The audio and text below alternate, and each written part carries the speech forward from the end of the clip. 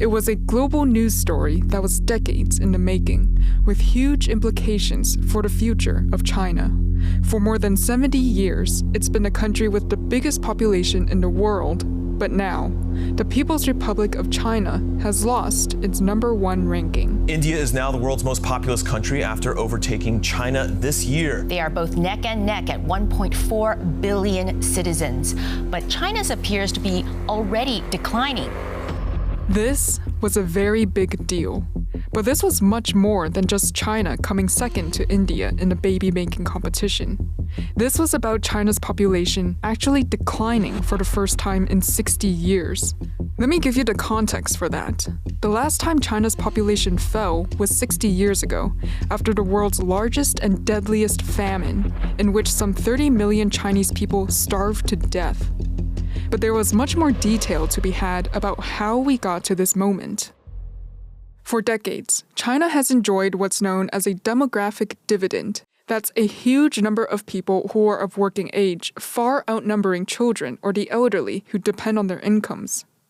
That dividend created a window of opportunity for economic development and growth. But here's the thing, the window was temporary. A couple of years ago, my late colleague, John Carter, summed it up like this. China had to get rich before it got old. That's an adaptation of a statement made back in 1986 by a Chinese demographer named Wu Canping. When China was still young and poor, Wu predicted that China would be 未富先老, meaning that China was going to get old before it got rich. And now we're in the year 2023, and Wu's forecast has become a prophecy. And it's not just a year where China's population has started to decline. It's also a year where the number of people older than 65 has more than doubled since the start of the century. And it's a year for 2 new records in Chinese history. Just last month, a record number of high school students, almost 13 million of them, sat for the crucial exams that qualify them for college. And right now, the single largest group of college students in Chinese history, nearly 12 million of them, are about to graduate. They're going to be looking for work at a time of historically high youth unemployment, up around 20%. So, not enough babies, too many retirees, the millennials and Gen Z are stuck in the middle, and 12 million graduates are about to try and enter the workforce. This is China's demographic revolution. My name is Jasmine Se, podcast producer for the South China Morning Post here in Hong Kong, and this is episode 1, Birth of a Crisis.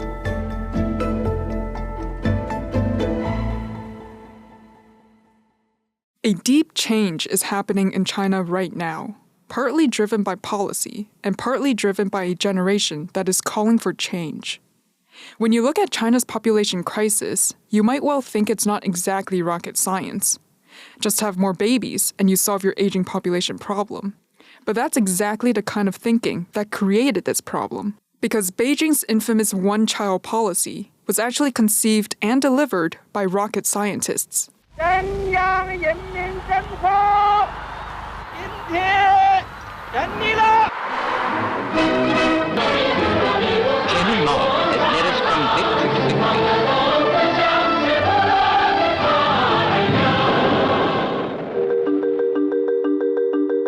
Under Chairman Mao Zedong, the founder of the People's Republic of China, the government promoted policies that rewarded families based on the number of workers they created to help with the Great Leap Forward. But by the 1960s, Chinese families had an average of 6 children, and the government had already started encouraging people to have fewer kids. After the shock of the Great Famine, fears of overpopulation grew even further. The 5-year plan for 1970 included, for the first time, targets for the population growth rate. Contraceptive and abortion services were introduced, and there were heavy promotions of later marriages, longer intervals between births, and smaller families. Then, in the year 1980, a group of men proposed a solution, a one-child policy. This group, led by a man named Song Jian, were known for their work in missile science, and they thought they could control women's fertility the way they controlled rockets, simply by flipping a switch. But that's not how it works. Regardless, the government went on to spend 35 years enforcing harsh penalties on those who violated the policy. Those who had more than one child risked losing their jobs. Some were sent to jail, and couples who went through with a second pregnancy had to pay a hefty fine that was multiple times more than their yearly income. If parents didn't pay a fine, that second child could not be registered in the national household system, meaning they did not legally exist and had no access to social services like healthcare and education. Women were dragged to hospitals and forced to have abortions. One of the most infamous cases was in 2012. A 22-year-old woman named Feng Jianmei was 7 months pregnant with her second child. She and her husband were told to pay a fine of 40,000 yuan, or $6,000, a fine which they could not afford.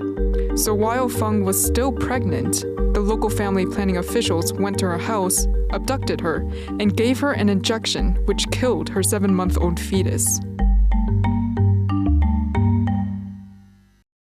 Women were also forced to get sterilized. So my mom had to go through that medical procedure as mandatory. I think that's enforced at a community and in the workplace. This is Rachel. She works in Beijing as a freelance writer, and she's 30 years old. Rachel said that when she was growing up in the 90s, government propaganda about the one-child policy was everywhere. There were a lot of policy pushing at a community level. Like my family, they have heard from the community head of the building, which in Chinese is called 居委会, about the benefits of having only child and the type of cash motivation they could receive. China's National Family Planning Committee also displayed slogans across the country, on fences, on walls, on billboards, with messages like these. Having only one child is good. Serve the nation with fewer and better births. One more baby beats one more tomb. If one child is born outside the policy, the whole village gets sterilized. If you want to get rich, have fewer children, grow more trees, and raise more pigs. Chinese culture goes back centuries in its preference for boys. Firstborn sons are expected to carry on the family line and support the older generations. As a result, the one-child policy led to sex-selective abortions and female infanticide. And this created a huge gender ratio imbalance in the country. And since then, it's no great surprise that there's many more men than women in China. Last year, in 2022, there were 35 million more men than women. But that number plays out very differently depending on whether you live on a farm in the countryside, or if you're living in a big city like Shanghai or Beijing. What does that number mean in real life? I think I've heard of this phenomenon happening in China because more, I think, higher educated women that moved in their social ladder, so from maybe countryside to the first, second tier city. So that left a lot of men in the rural side of China. You're going to hear more about how important this concept of first and second tier cities is in China in just a few minutes. But here's a bit more on how this imbalance between birth rates for boys and girls plays out in the rural areas of China. This is a report from Al Jazeera back in 2010. Welcome to the most miserable place in China for lovers. Here, where single men sit around all day, it seems, with nothing to do. You come across them everywhere, listless and hopeless. Al Jazeera interviewed a family that had 4 grown-up sons. All 4 of them were single. They tell us they've all given up on finding a wife. In a country where there are more men vying for fewer women, they say they've got little to offer. And sure, a bunch of single men sitting around all day with nothing to do might sound like your average sports bar. But the reality of what that culture created was far more horrifying. I think a pretty extreme example is the case where we see the chained-up woman happen in the news. In January 2022, a video on Douyin, that's the Chinese version of TikTok, went viral. It showed a middle-aged woman chained to the wall by her neck, standing in the corner of a doorless shed. It was later revealed that the woman was trafficked from the southwestern province of Yunnan to the eastern province of Jiangsu.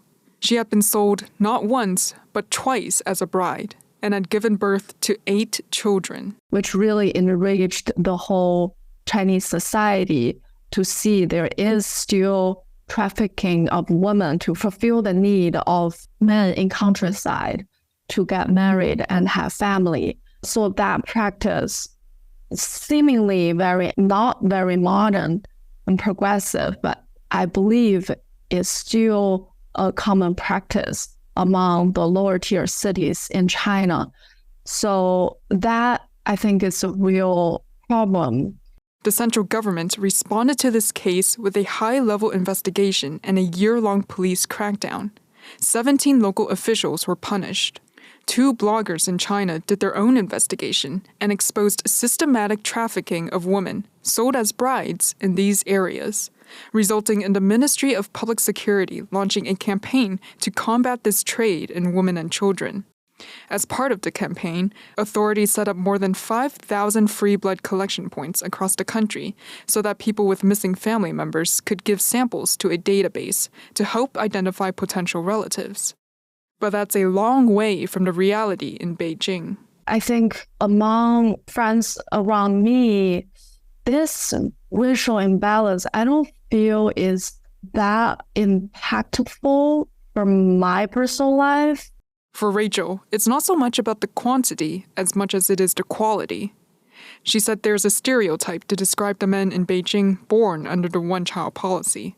That's ma bao, or mama's boy. They're perhaps spoiled by their family, and they have the good fortune to, have several houses in Beijing. So materially, they're not worried. But their spoiled family life could make them adapting to a mentality which they rely on more the caring of their mother. So even when they step into adulthood, they would still looking for that kind of relationship pattern from a woman. And even among my friends and I, we joked about this stereotype. But I think it is a real phenomenon and no judgment. That kind of man, I think, exists in different countries. But because of this huge racial imbalance, it's safe to say there's a lot more ma baos than Rachels in China. And for me, it feels somewhat immature. But what of the women born during the one-child policy? These women, including Rachel, have received their parents' and grandparents' undivided attention and support.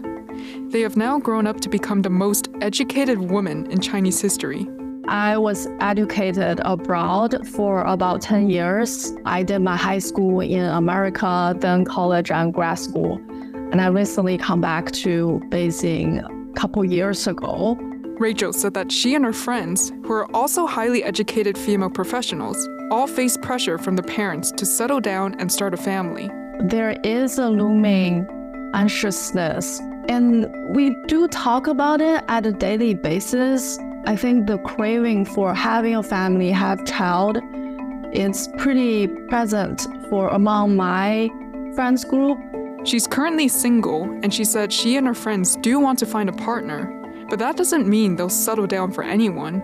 They've got different priorities now. We want a partner that support us, support our career, and also support our decision that, okay, maybe we won't have a kid in the future because we do want to focus more on our career, on our self-development. Besides being the most educated, the women born during the one-child policy are also the most affluent in Chinese history. They're the direct inheritors of China's economic success story. Siblings status is actually a game changer for women. Dr. Ye Liu is a senior lecturer in international development at King's College London, and she's the author of some very significant studies, including one which looks into the women born and raised during the one-child policy. She interviewed 82 women who all had different financial backgrounds, but they did have one thing in common. One thing in common is they're the sole heir of all their parents' assets. So the women I interviewed are co-owners of properties with their parents and co-owner of the properties with their husband, because their husbands also contributed to this kind of a down payment for the properties. And then some women, I think around nearly a third of women I interviewed actually had more financial property assets than their husband. Now, China replaced its one-child policy with a two-child policy in 2016, and that was later replaced with a three-child policy in 2021. But birth rates have continued to drop. Dr. Liu interviewed women in their late 20s and 30s who had to decide whether to have a second child. Among her interviewees, there were some who either already had a second child or were planning to have one. There were many more who hadn't made a decision yet.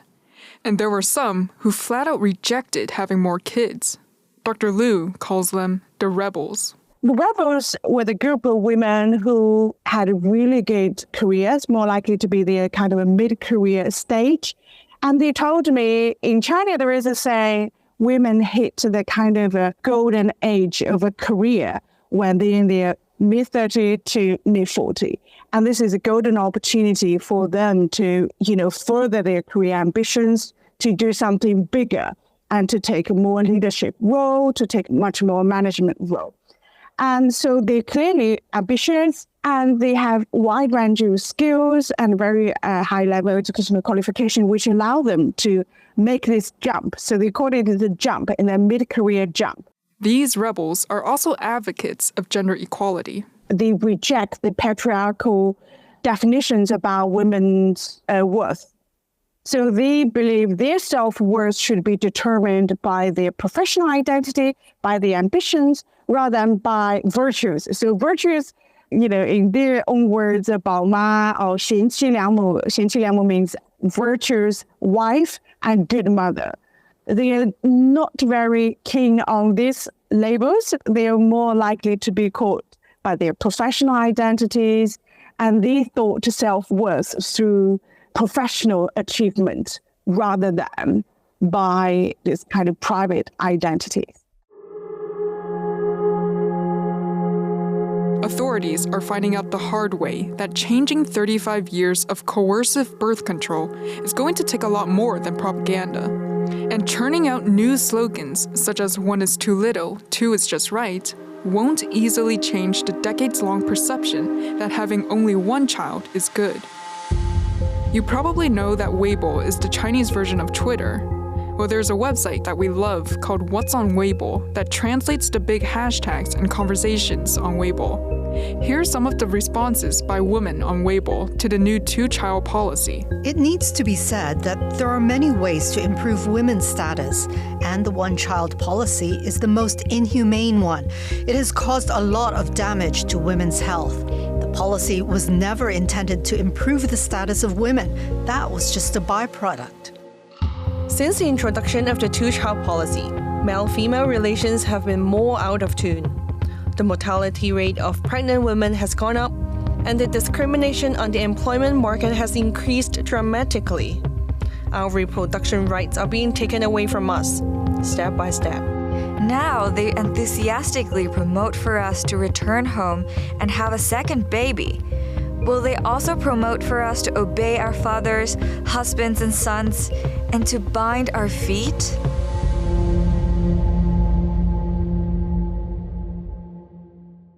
As an independent and contemporary woman, we don't really depend on men to help us in our life. So being single and being independent, it's kind of our right to live freely here.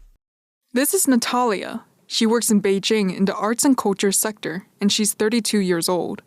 Natalia said that she and her friends have a group chat named Growing Old Together. That we're just making fun of each other, that when we are getting old, that we can rent a house together somewhere, not in Beijing or in Yunnan, or somewhere that have a good climate, that we can be together, and take care of each other. And I'm curious, what do your parents think of all of this? Do they put any pressure on you to get married quickly or to raise kids? I think parents are always, they want their children to be happy. And like my parents, they feel like I need someone to be a life partner because they're also getting old. I'm a little bit emotional because my parents just talked about this morning. It's not like I don't want to meet their expectations. It's just so hard. Do you mind explaining, like talking to us a bit more about that? Like what was that conversation like? Yes, because we don't live in the same city that much. So they come to visit me for a month and they're leaving tomorrow. So when we live together, they don't really talk about these topics at all. But since they're going to leave tomorrow, they feel like, okay, we need to pick up this topic. And you have to put that in your mind. So that's why they pick out the topic during our breakfast time. And it's not that they ask me, you have to get married this year or what. It's just you need to really think about it because you are not young anymore. And I think in Asian cultures that men tends to find women that much younger than them. So when women get older, they don't have much choices. That's how the stereotype thinking that's in people's mind. But then for you, you don't agree with that. I don't agree with that, but you have to admit in China that is. In China, there's a term to describe women in their late 20s and 30s and unmarried. 剩女, or leftover woman. This term was brought in as a way of pressuring women into getting married. And it seems to be working on Natalia's parents. In my parents' generation, people never imagined them getting married over 30 because most of them getting married having kids under 30. But now, because I live in Beijing, so many of my friends were the same age. We're not getting married. But in my hometown, in second-tier city, all my parents' friends, their kids are having babies. And my parents said they don't find common topic with their friends at home because I don't have kids for them to talk. So let me catch you up on how China categorizes its cities. It's based on tiers. There's 4 tiers, and the first one consists of cities that are highly developed, both in infrastructure and economy. In China, we have 4 first-tier cities, like in Beijing, Shanghai, Shenzhen, and Guangzhou. Firstly, it is graded by its economic growth. And because of its economic growth, that so many young people from other places, they migrate into this area. So they don't have any bond with the city and they don't have relatives in this place. So most of them live independently in the first-tier city. So people you have your own free will to choose what kind of lifestyle that you want to live. Yeah, that's how I feel. That you have freer space and you don't feel the peer pressure just right close to you. So this kind of independent lifestyle in Beijing has influenced your feelings that you don't need a partner to feel happy, you don't need kids to take care of you, but you can just live with your friends and grow old together. Is that correct? Yes, yeah. Rachel introduced us to the idea of mabao. So I asked Natalia what she thought of the men in Beijing. I don't want to attack on someone or like a group of people. I think there are good men out there, but most of the good men don't get married or have a girlfriend pretty quickly or at an early age. So most of them men out there, like leftover men, they're not good at all. So people always judge women as leftover women, but there are a lot of leftover men out there, and they're not even good. These educated, affluent women are living independent lives. They're not settling down for just anyone. In fact, they might not settle down at all. They're making plans to grow old with their friends. They own property, they've got established careers. These women, who were once called leftovers, are now finding themselves empowered, because now there's the technology to let them freeze their eggs and control their future family plans. That's what we're going to learn more about in our next episode.